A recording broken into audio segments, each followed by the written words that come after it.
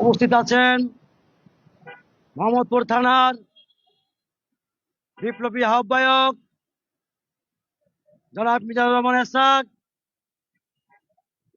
আর উপস্থিত আছেন মোহাম্মদপুর থানার যুগ্ম আহ্বায়ক বিপ্লবী নেতা জনাব আমাদের প্রাণপ্রিয় বড় ভাই জনাব নাসির আহমেদ নাসির ভাই ও আমাদের 32 নম্বর ওয়ার্ডের সাধারণ সম্পাদক, রাজপথে লড়াইকুর সৈনিক, বারবার কার্যত নেতা জনাব সোহেল মোল্লা সহ উপস্থিত নেতৃবৃন্দ, আসসালামু আলাইকুম।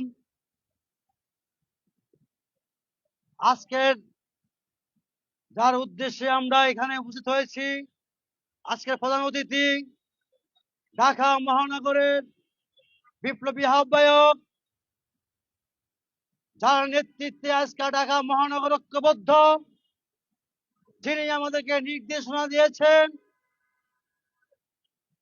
ঢাকা মহানগরের ইউনিটে, ওয়ার্ডে ওয়ার্ডে, রাস্তা রাস্তা, মোড়ে মোড়ে তোমরা ইফতার পার্টি দেওয়ার ব্যবস্থা করো।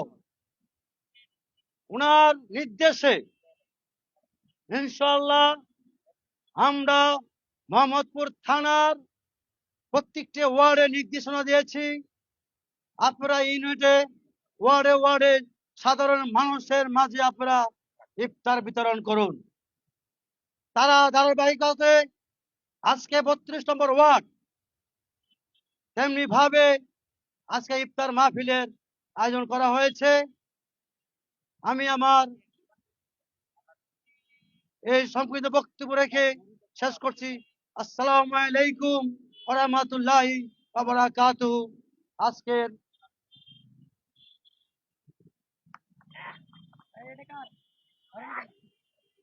এটা ধরেন।